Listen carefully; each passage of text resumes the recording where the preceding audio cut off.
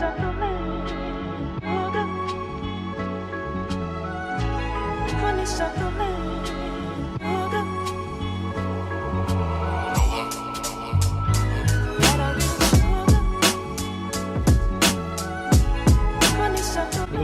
welcome to the podcast. This is your host with the most, Austin Morris, and I'm here with a very dear friend of mine named Ryan Wilson. Ryan, go ahead and introduce yourself and tell the people about you. Hey guys, my name is Ryan Wilson. I have been the guy behind the camera for the past few videos and running production and whatnot. Today I'm on here because we started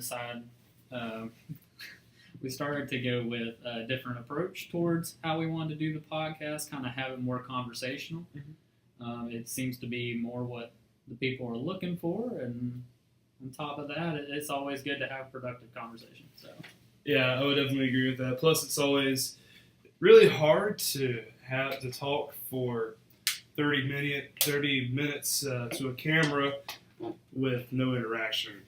So it's always, I believe it'll be an improvement for the podcast to have some conversation, and we'll have some laughs and be a lot more fun for the viewers as well.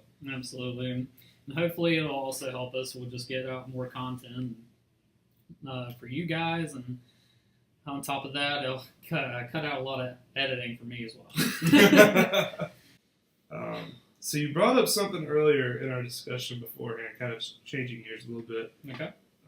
About the guy calling Southeastern a cultural Marxist school. Go into some details about that. I finally simmered down a little bit about this, but this tweet, I think there's a tweet and a few videos that came out within the past 2-3 months, and the far right Republican conservative side of evangelical thought has been highly provoked by Southeastern apparently. And now I'm provoked by them. Because, I love our school, and which I'm sure you do as well. There are times. Yeah. I love the school. Right. I love the school, yeah.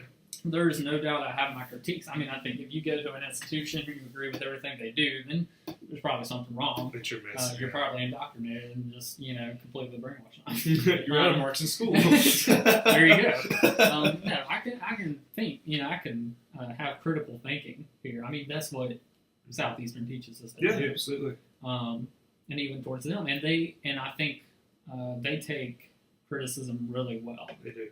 And they teach how to take it well, which is, why as soon as I saw this, we didn't post this video 3 weeks ago, or it's like, oh, these people, start naming names and throwing stuff on the mic and whatever. But,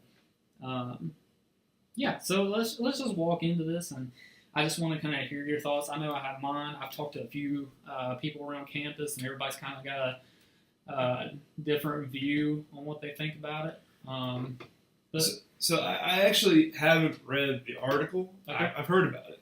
So I don't know what I haven't. I'll run you through the tweet that kind of summarizes everything. Okay. And I kind of layered it out in the points that I shared with you, kind of talking through 4 different points. Because I think the dude addresses 4 different concerns and wraps it all into one, and kind of assumes that it's all bad. And there's a million questions that are going to come from this, but I'll read you the tweet and we'll just let it flow. So I'm not going to name the name, but this guy has been a hero apologist of mine for a long time, and then I think this tweet kind of muddied the waters a little bit for me. Not that he isn't a great apologist. I think he's the best, one of the best we have, if not the best.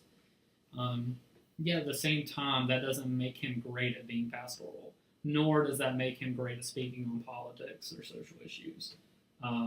He's a fantastic theologian, a fantastic apologist. But again, we all have our flaws. We all have, distorted worldviews that we're trying to fix. Right. We all may change our mind in 20 years. we might, and at our age, we probably could change them in 5 days. I mean, Yeah. you never To know. be honest. So if we have to recall any of this that we say, it's warranted. I guess. Yeah. I guess, you know, hey, that's part of doing ministry. To be honest, is learning from mistakes and changing your, you know, views to a more godly, centered worldview. So. Nice. So here's the tweet. It's from March 9th of this year. It said, "Shall we cut to the chase? Social justice, cultural Marxism, intersectionality, victimology thinking has taken over Southeastern Baptist Theological Seminary. This is a given."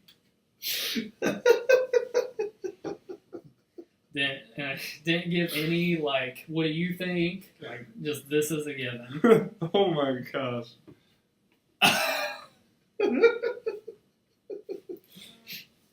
I mean, Thought you're gonna be like, you're not wrong. oh no. That's just like a really random tweet. Yeah. Was he like just sitting on the toilet one day, like, I'm a best Southeastern?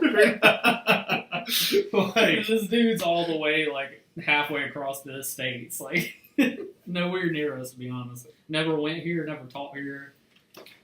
oh my gosh. So, From his Twitter, he doesn't really interact with anyone from here. like, what would be the definition of cultural Marxism? So, yeah, I think that was my first question, was the definitions, because I think two things are different from the other two on this list. I think, like, social justice and intersectionality is completely different from Marxism and victimology. Yeah, totally. Yeah. And that was my big thing. So I was like, we need to run through definitions. So you want to do that? You want to do cultural Marxist first? Because I think that's the biggest claim. The other three is like, I mean, I could take that on a bad day. But cultural Marxist is pretty heavy. That's a stretch. That's a swing. That's a stretch. All right. Let's pull up this definition. Says it's a conspiracy theory. No, I'm just kidding.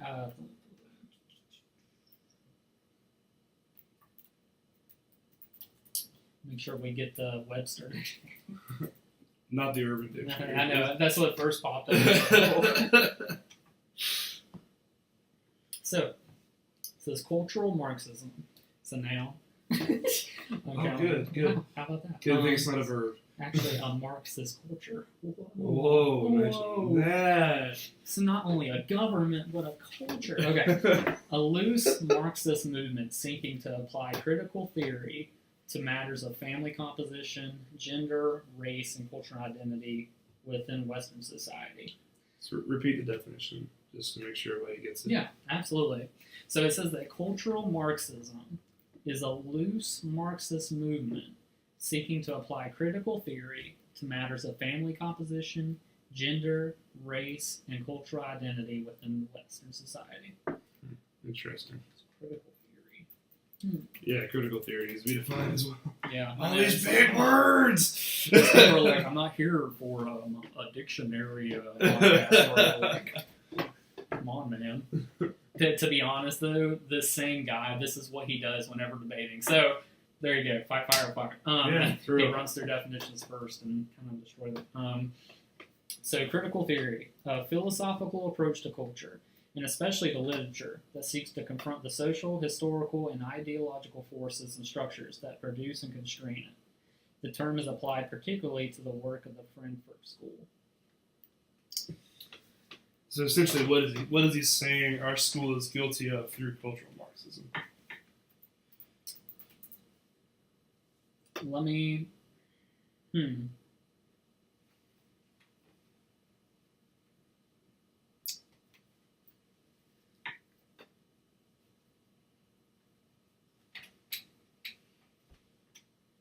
So essentially, Marxism itself is like a way to implement communism. Yeah. Essentially. Mm-hmm. And that's, I think, is why it's so crazy. And so, in critical theory, so what it's saying, and so I guess, particularly cultural Marxism is saying, to call us a cultural Marxism school, say that we read through literature, the way we read through literature and the way we discuss things as a school is essentially to promote communism. Wow. Have you ever heard communism outside of history class here? Like, as an idea that needs to be, like, promoted in any way? I mean, I'm in History of Ideas 4 right now. And we just, not too long ago, finished reading through the Communist Manifesto. And it was pretty negative review, right? There was one person who said, I can kind of believe in this. But most people... He got suspended. The majority of the consensus was, this is a really crappy idea. We probably shouldn't go with this. Communism's never worked in the country before. Like, I tend to think people at Southeastern are pretty smart. Like, there's a few exceptions. Yeah. I mean, they don't last long if they don't. Just to be honest. Me and you both have experienced that firsthand. Absolutely. I mean, I think I've seen a solid 75% of those people gone within their first year. Yeah. And if not, they got out in the second year. And they don't come back, let's be honest. Yeah, for real. I've only known one to come back, and now they're gone again in 3 months. Yeah, it's true. It's crazy. It's really crazy, man. I mean, I get his points on social justice. That's a very obvious term to define. Our school is a very heavily focused on speaking up for those who can't speak. Yes. And I don't think that's something we should be ashamed of. Definitely, it's not something that we should worship and we should keep as our primary focus. Mm-hmm. Clearly, the gospel should be first and foremost our focus. But I think in following Jesus' call to the Great Commission, that social justice falls under that. And showing the love of Christ to others who can't help themselves and are in positions that either they can't help or they want out of, and just making sure that people experience the love of Christ and they're not done any injustice. Yeah. That's not something I would be ashamed of. I don't know the definition for intersectionality. I'm going to pull it up. That's another big word. If it's past 6 letters, then I have trouble. Right. I always know, when people say it, I know what it means, but you know what I mean? Like, I need to have an exact definition. Absolutely. But before we go on from social justice, I totally agree. And I think what you said was my exact kind of very similar thought was, in being here at Southeastern and experience it, and which I, pretty much everyone that I've heard critique it heavily doesn't go here. Yeah. And if they did, they were online. And let's just say, if you're an online student, you can't talk about the culture of the school because you have not experienced it. If you've done a hybrid, I've done a total, I think myself alone, I've done 8 J terms, maybe 9 or 10. But I still do on campus. But I know, so I know what that hybrid J term life is like. And you cannot get a feel of a culture of a school within a week or 2 weekends. You have to live here and experience. You have to go to class, interact with professors, interact with the students. And I mean, of course, the experience is different from everybody. It's different strokes for different folks. But I don't see how, if you actually went here, how you could get, those ideas. Yeah, and like you said, so social justice, So I mean, I don't think you can separate social from justice. Justice is a biblical theme. Yeah. God is the one that holds the justice. He is the one that how do you say it? He kind of gives us the scepter for those that can't speak for themselves. He gives us a charge. Yeah. To do this. Exactly. And how else are you going to describe that? If we just say justice, we're not thinking of the court systems. I mean, that is what we're thinking about. We automatically think Judge Judy. Right. We think justice.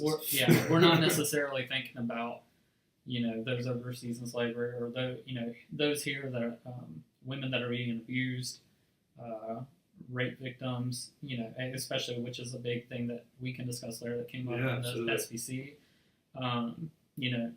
And so, but when you say social justice, that implies things. Mm-hmm. And I think 90% of what it implies are things that we should be able to sit there, examine, call out where believers have been wrong, call out believers that have done wrong, out of accountability and love, but also to bring justice for those that are voiceless, or for those that are too weak to give their own voice because of what they've been through, or are going through. Right. Even so, and there's many ways to say it. Though I do agree that there is a section of social justice that is implied kind of with the regressive left, that has issues, whether it's regarding abortion, because as we know, most social justice warriors are pretty heavy leaning towards abortion, being pro-choice, which it's like Crowder says, I'm pro-choice, but I'm for many choices, so I'm for contraception, abstinence, adoption, there's other ways, parenting, so like there's plenty of other choices than just two.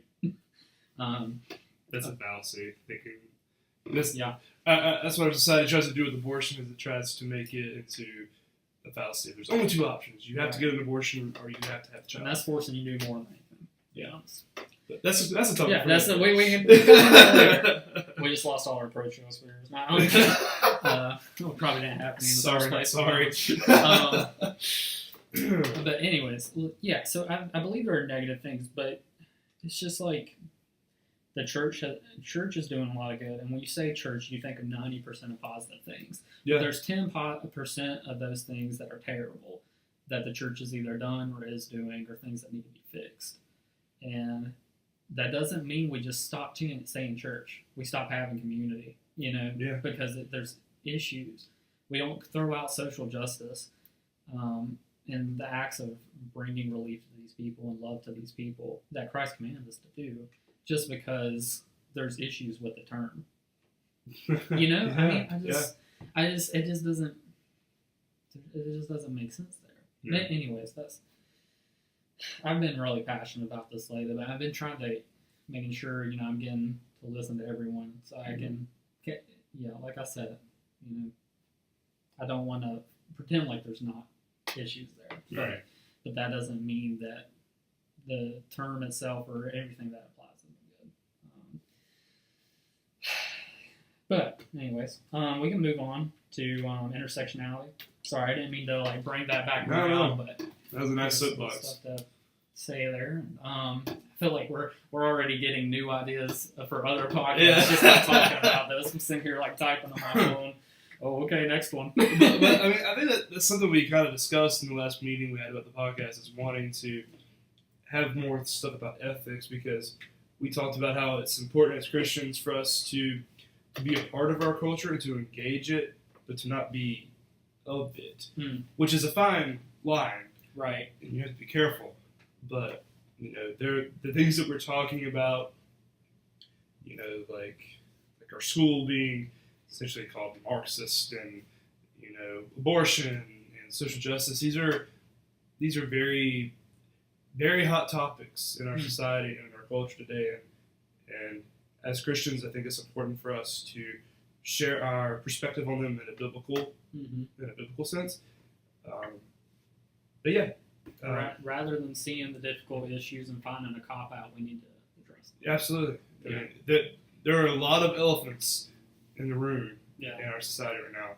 And honestly, we, as we're pretty conservative on a lot of things. We have to be very careful to not become so big-headed that when someone of the left, and maybe even the regressive left, and I say regressive because they're called progressive, but they're not really progressive. So I'm going to change the term a little bit. I'm sure somebody else has said it too, so, don't coin me. But don't at me, please. I'm not down for it. But anyways, gosh, I don't forgot what I was saying. But yeah, I don't know, man. What was I saying? I don't know. Let's just move on. Intersectionality. Yeah. Oh yeah. So sorry. What I was saying was. Please don't sounds like this. What I was saying. Was, dude, I'm not in this. I'm gonna keep it all here, all at home. All right. No. So what I was saying was, is when the left does bring out things that we missed, or someone more liberal, or brings out things that has clearly been in our blind spot, we need to appreciate that, and not only appreciate it, but we need to work on those things. Completely denying that we have ever had issues in the first place is going to keep us causing the same problems we always have, or at least allowing us to keep existing. And I mean, we don't want to be what the church has done in the past. We want to correct those issues the church had of like an issue being brought up in the church, just kind of finding the easy way out, if you will, and not addressing the issue or just going around it, just not hitting it directly, but going around it. I think it's important for Christians for us to call sin, and to stand up for what we believe, regardless of the backlash that we may receive. I mean, of course, we're supposed to do tell truth in love, but we should fear man and fear the consequences that come from that. So, on to intersectionality.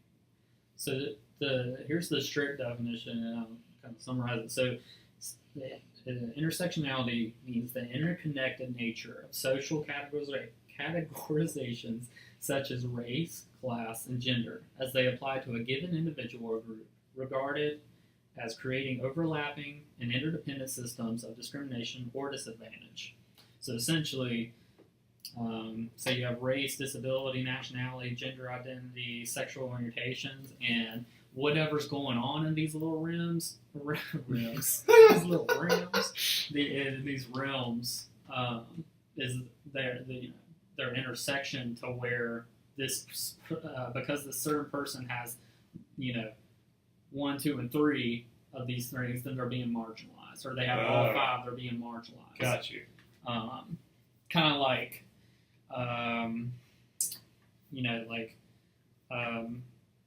black liberal Muslim is, kind of that identity. So everyone kind of is going down this path of, if you're this kind of, and this is kind of connected with victimology, because you've lived this life, because you've grown up in these certain ways, or because you're female, because you're black, and because you're Muslim, then you're going to be marginalized and you're going to be a victim 10 times more than a white Christian male would. Or you're starting off on a lower realm, or on top of that, you could be, you have less advantage in life. Like, you're not going to be able to go as far because you're those things. Or, I don't know. What do you think? I don't see that at all in our school. Yeah. At all. No. I mean,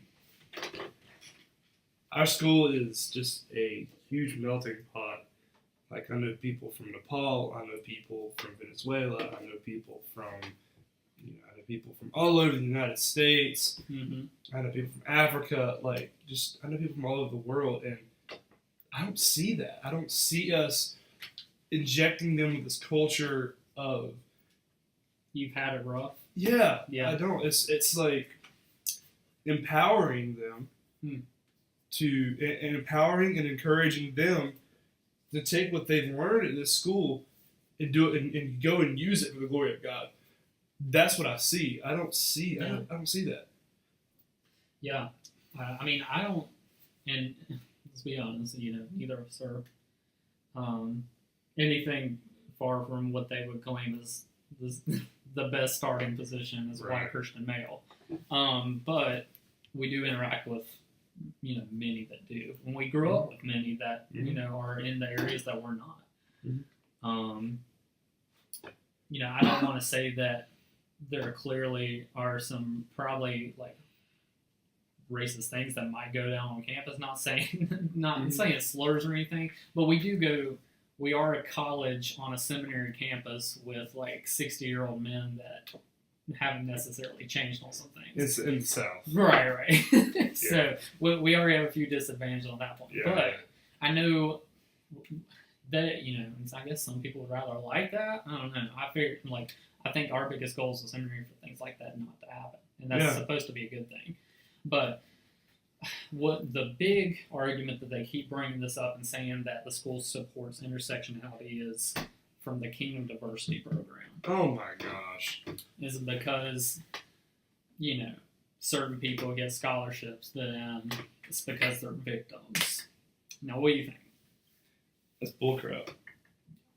That's total bullcrap. It's giving them an opportunity that they wouldn't normally have. Yeah. I mean, because there are people that are in the Kingdom of Diversity that are like from Vietnam, they're from Africa, places where they don't necessarily have the advantages that we do living in a first world country.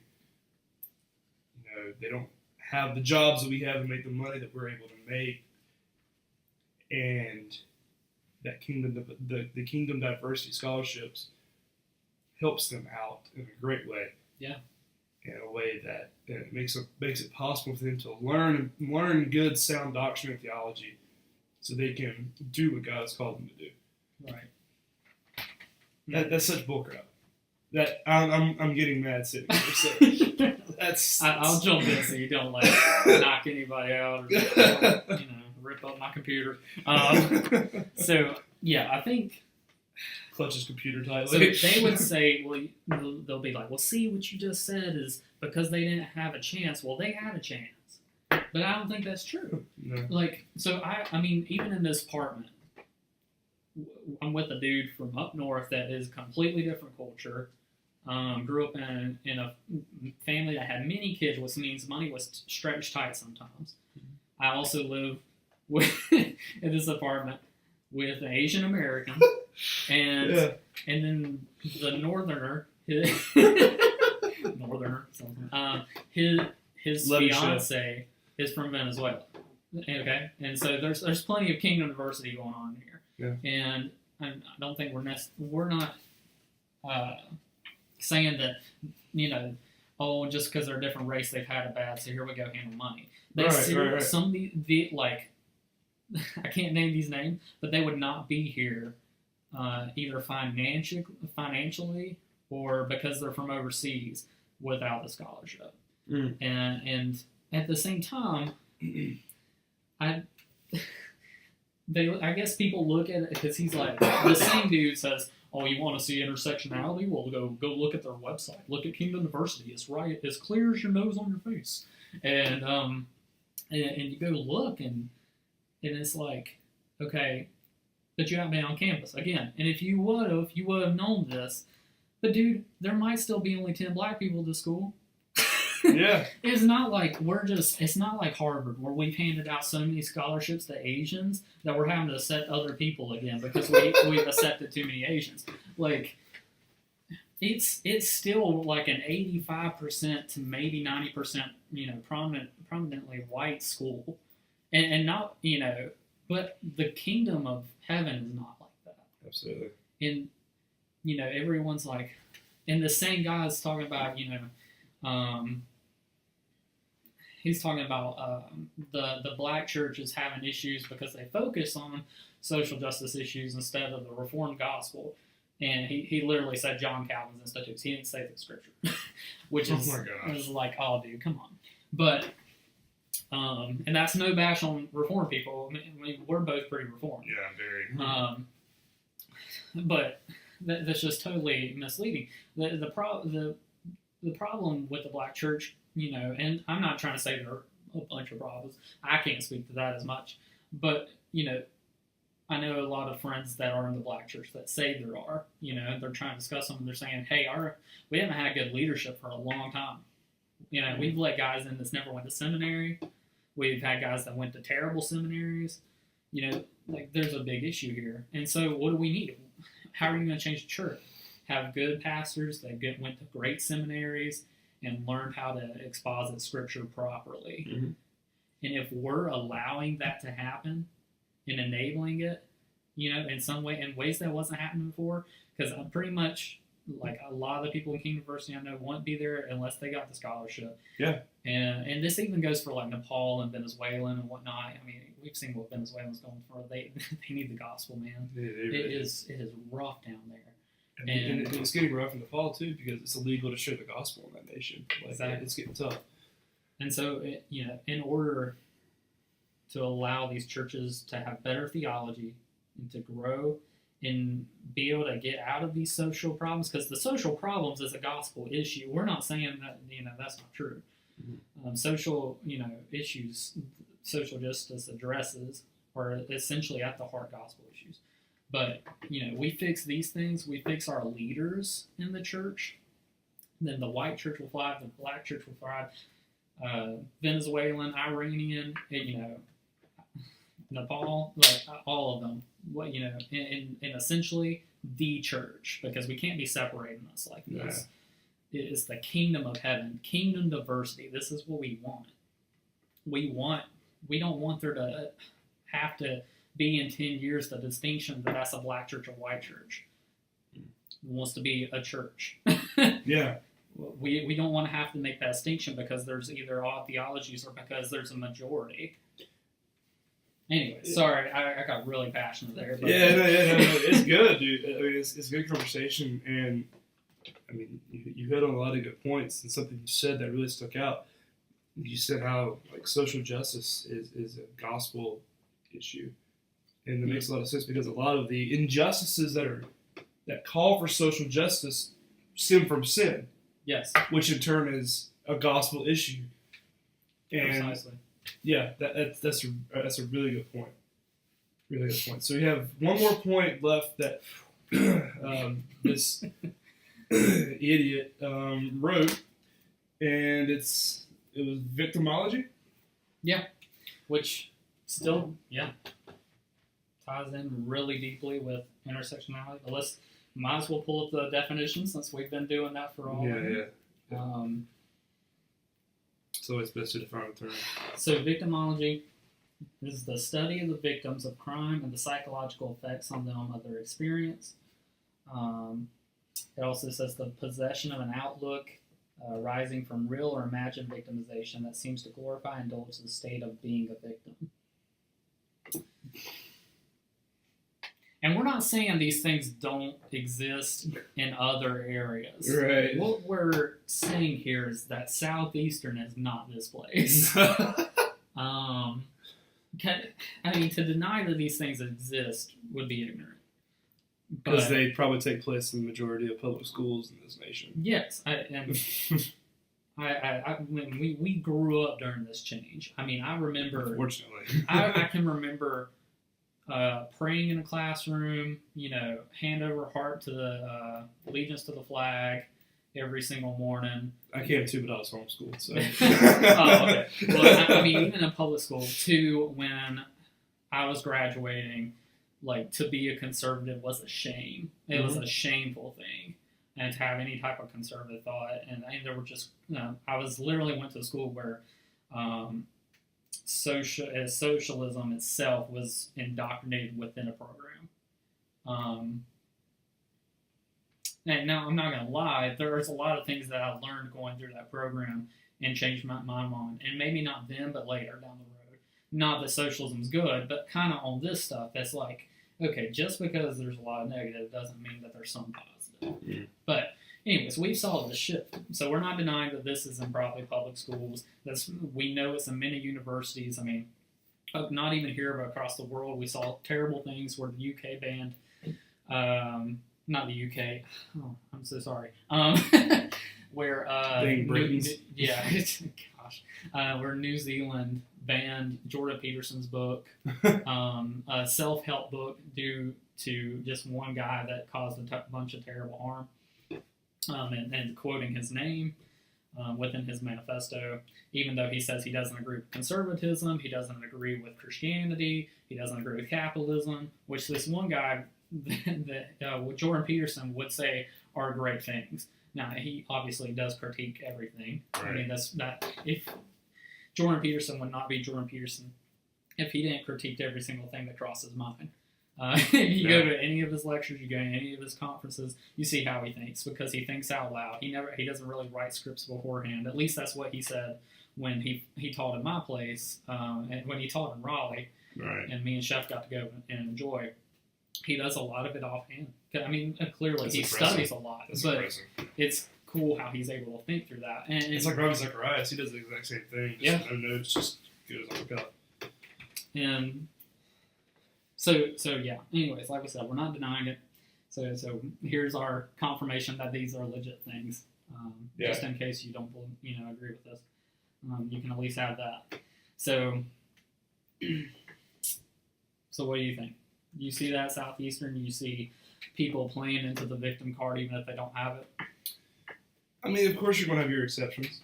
Yeah. I think there are people. I guess as an institution. As an is what I should institution, be asking. no, not as an institution. From what I have seen at the school, I see the encouragement, and I see them tell people that they're more than conquerors through Christ. They're not the victim; they're conquerors because of Christ. Right. It's just like, yeah, what you went through, that sucks, and that's really unfortunate. And I've seen them help people through those rough areas. I've seen them help people who have gone through abuse. See people who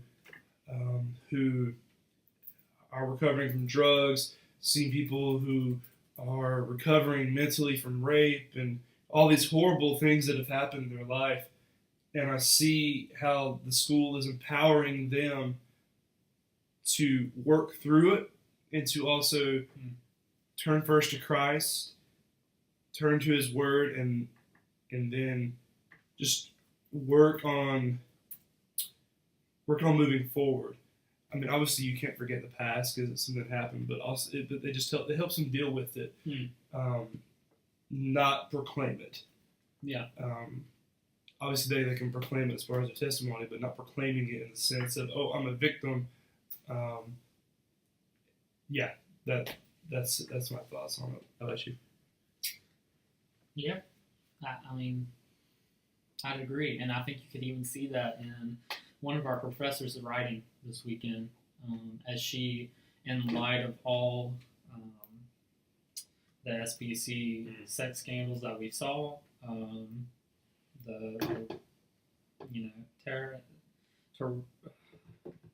it's just so hard, man. The terrible story of the victims, the rape victims, and it's heartbreaking. And you look at all 700 cases, and it's like, this happened here, like this is an issue. Not like, if we're not addressing this as a seminary, as one of the heads of the SVC, where are we going? But, and I think the way that we're addressing it as well, and we saw this even in our staff member. I'm not going to say her name because I don't think she actually put it in the article, but I know somebody else has said it, but I'm not going to be that guy. Yeah. But she kind of told her story of what she went through. And she's kind of talking about the Me Too movement. She's talking about, saying no more. And, she's essentially, her article, though, is not just claiming victim and saying, hey, there's an issue and pointing fingers. Rather, she's saying, I've been there.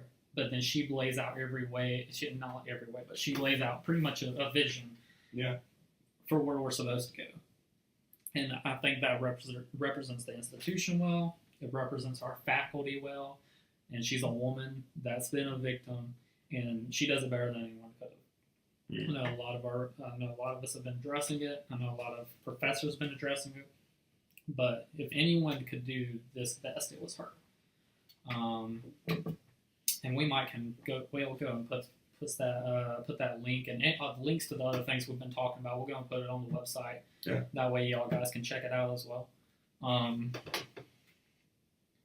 But yeah, man, I mean, I get it. There are some people that, and we've talked about this. There's been, some girls in the college that has lied about their stance on like things that's happened to them, and we find out it's not true, and it's sad. It's like, man, that shouldn't happen. You can't be feeding off people like that. You can't be feeding off victimhood, like that. But at the same time, and we don't ever want, and like, the law that we live under, the law of the land, assuming innocence before guilt of a person, we still have to hold to that, out of respect for the law, but and out of respect for that person in case they are innocent.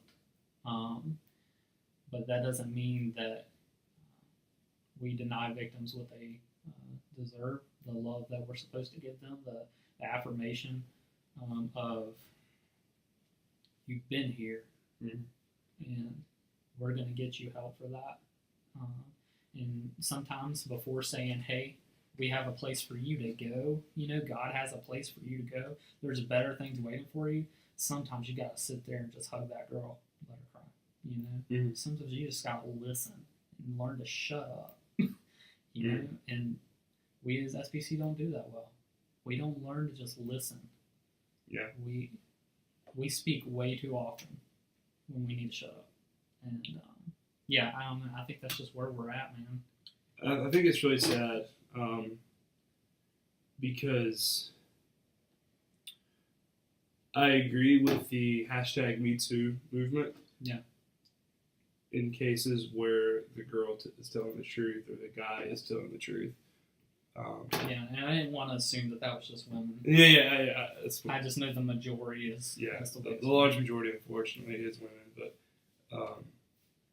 and I think it's really unfortunate that you have those people that do lie, because then it ruins it for those who are telling the truth. Yeah.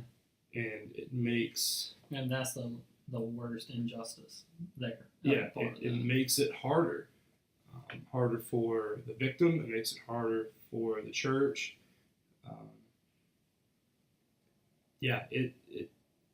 It sucks that. I mean, I honestly can't count how many girls I know and that I've met who have suffered some sort of being raped, molested, abuse. I can't count. I've lost track. Which is really, it's like shame on the guys who have done this to the girls I know. But it's also very encouraging at the same time to see how God has worked in their lives and how God is using them and is using their story to talk to other girls and other people who have been through the same thing and help other people find freedom through them sharing their testimony. Yeah, I think that's just. Man, we've even got to see that. I personally got to see that even with my significant others, as we've known, she's gone through a lot in the past few years, and in her past relationship, terrible things. But now she's able to use that, what she's gone through, and the redeeming work Christ has done in her life in so many different areas to lead others to Christ, to have those gospel conversations, to comfort women around her. And she helps lead a group every week that just kind of have all dealt with this, and it's a big part of her ministry. It's supposed to be. Yeah. It's not supposed to be. It's a true testament to God holding true to His promise and saying that He does work all things for our good. Yeah. And that's such an encouragement. And it's been such a blessing to see that in the women that I know, seeing how God has taken a really, really crappy circumstance and used it ultimately for His glory, and is continuing to do so. That was some good discussion on the idiot. And man, I don't want to ever say that grace isn't enough for someone that has abused someone else, because it is. Yeah. Okay, God's grace for that, but there are earthly consequences for things that we've done. Mm-hmm. We can't be. I don't want to say like the Catholic Church, but we can't be like organizations that cover up or play priest just because somebody's repentant. You have to be wary. You have to be as gentle as doves and as wise as serpents. Yeah. And we don't hold double standards. If a woman does this to a man, like, you can check my Twitter, dude. Like, not like that's the whole representation of the Southeastern. I don't know if I necessarily want to be that guy, but in some way I do on this podcast. But I mean, like, I called out Cardi B. Like, she got #surviving Cardi B. She got, she came forward about, not like in a courtroom, but on Instagram, saying that she drugged men and robbed them. And I was like, nah, that ain't good, dog. Like, that's not right. And we can't hold double standards. If a man drugged a woman and took her money or did anything worse to her and said, well, I had to survive, it was rough times, we wouldn't take it seriously. We'd be like, no, that's not right, dude. Mm-hmm. You got some consequences to face, Yeah. And, I might let Cardi B off that leash either. But, again, I'm not a huge, component to the world right now, but I am a believer, and I have a purpose, and I'm going to speak truth in life. So, just like brother. You do too. So. Amen. Well, I think that was a good discussion. I think that's all we have for this episode of the Crimson Anchor Ministry podcast. I'm excited for future episodes and future discussions. This is a lot of fun. Yeah, man. And I'm super excited to share with y'all the topics and stuff that's on our heart. And I know all episodes won't be like this. We won't always agree on every single thing that's brought up. True. But yeah, good discussion, dude. Yeah, well, I appreciate it, brother. Yeah, thanks for. We love y'all, and thank you again for listening. If you stuck in this long, you're awesome, and if you disagree with us and still stuck around, we really respect that. Yeah, absolutely. It's hard to listen to opposing views and appreciate them and debate well with them. So. That's a rare quality in this generation, is Indeed. Listening to opposing points of view, because we're taught in our culture to oppose the opposing views. Yeah.